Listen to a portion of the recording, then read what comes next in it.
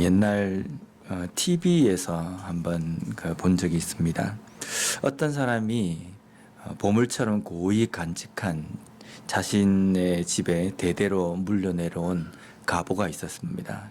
아주 오래된 고문서, 옛날 글인데, 그 사람은 이것이 임금이 자기의 조상 누군가에게 내린 임명장이라고 이렇게 믿고 그것을 막 보관하고 사람들이 올 때마다 그걸 자랑하고 그렇게 했습니다. 근데 이제 그 고어 전문가에게 이 문서가 무엇인지 감정을 받게 되는 그런 기회가 생겼는데, 그 감정을 딱 하는 전문가의 이야기는 이 고어 문서는 임금이 내리는 그 임명장이 아니라 노비 문서입니다. 자신의 조상이 대대로 노비였다는 그 노비 문서가 바로 그 고어라고 이렇게 이야기한 겁니다. 근데 그 사람은 오래 전부터 이것이 아주 귀한 그런 고어 문서라고 생각하고 자랑처럼 여겼다는 겁니다. 우리가 이 땅의 삶을 살아가면서 내가 무엇을 자랑한다 라고 이야기할 때 그 자랑하는 것이 어쩌면 자랑거리가 아님에도 불구하고 자랑하는 삶을 살 수가 있다는 겁니다.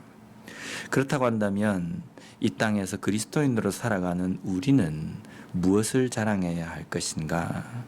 오늘 본문에서는 그리스도인이 자랑해야 될 것에 대해서 말씀해 줍니다. 18절 말씀을 보면 어리석은 자는 어리석음으로 기업을 삼아도 슬기로운 자는 지식으로 면류관을 삼느니라.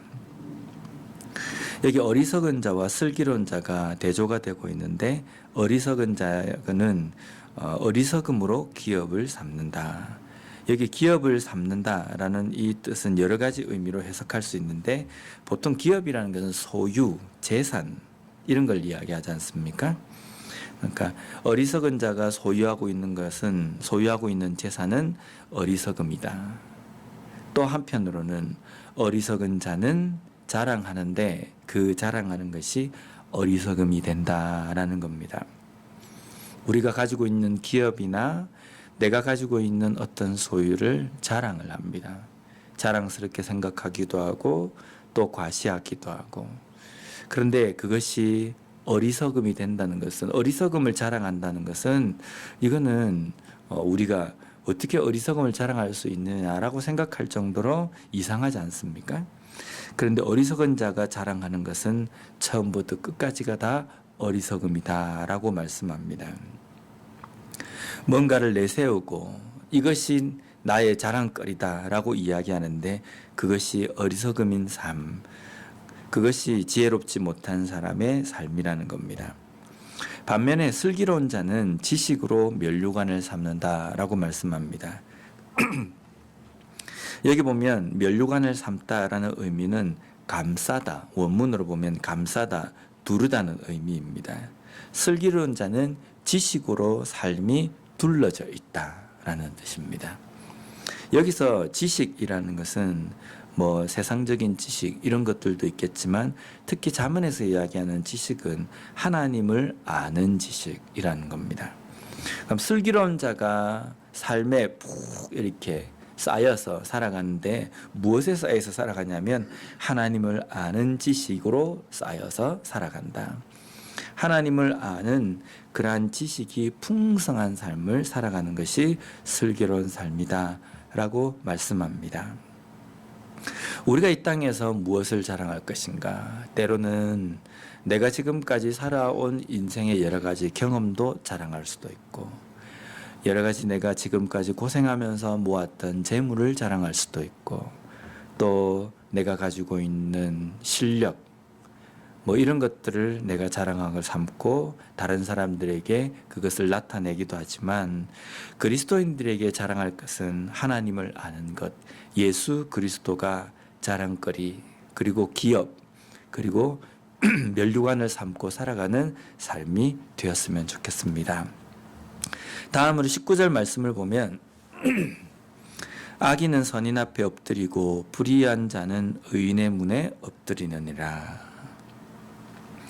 여기 보면 악인, 선인, 불의한 자, 사람으로 되어 있지 않습니까? 이게 원문에 보면 복수형으로 악들, 선들, 불의들 이렇게 되어 있습니다. 악은 그 선 앞에 엎드리게 된다. 이 엎드린다는 단어가 보면 그 앞에 숙이고 몸을 굽히게 된다. 굴복하게 된다라는 뜻입니다. 악은 지금은 형통하고 뭔가 잘 풀리는 것 같고 뭔가 잘 되는 것 같지만 종국에 나중에 결말에 가서는 선 앞에 엎드리게 되고 굴복하게 된다는 겁니다.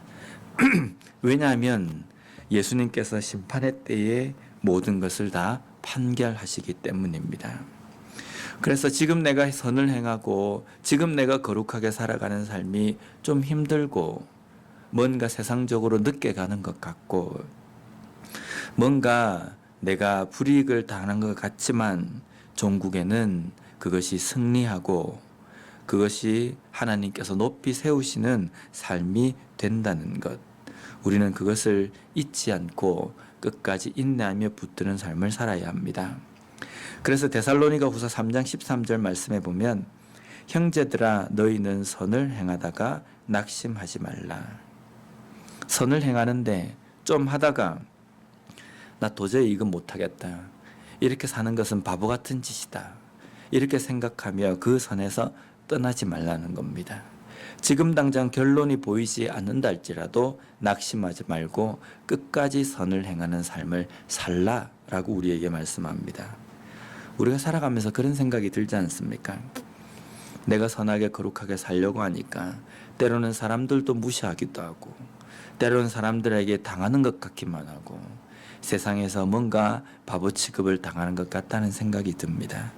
그래서 나도 좀 세상의 사람들이 함부로 하지 못하도록 나도 그런 삶을 좀 살아야 되겠다라고 생각할 때 있지만 하나님의 말씀은 우리에게 낙심하지 말라. 중간에 포기하지 말라라고 말씀합니다. 왜냐하면 갈라디아서 6장 9절 말씀에 보면 우리가 선을 행하되 낙심하지 말지니 포기하지 아니하면 때가 이름에 거두리라. 때가 이른다. 이것은 여러 가지 의미로 우리가 이야기할 수 있지만 예수님께서 심판하실 때에 마지막 때에 그 모든 것들을 선악간에 판결하시고 선을 행하고 낙심하지 않고 포기하지 않고 끝까지 그 선한 삶을 붙들고 살아간 우리들에게 하나님께서는 큰 은혜로 부어주시고 또 그것에 대한 눈물을 닦아주신다는 겁니다. 내 삶에 지식으로 면류관을 삼고 슬기로운 삶을 항상 자랑하며 살아가는 우리의 삶이 되었으면 좋겠습니다. 또한 낙심하지 말고 끝까지 인내하며 선을 쫓고 행하는 하나님의 말씀대로 살아가는 그리스도인으로 그러한 삶을 살아가는 우리 모두가 되었으면 좋겠습니다. 기도하겠습니다.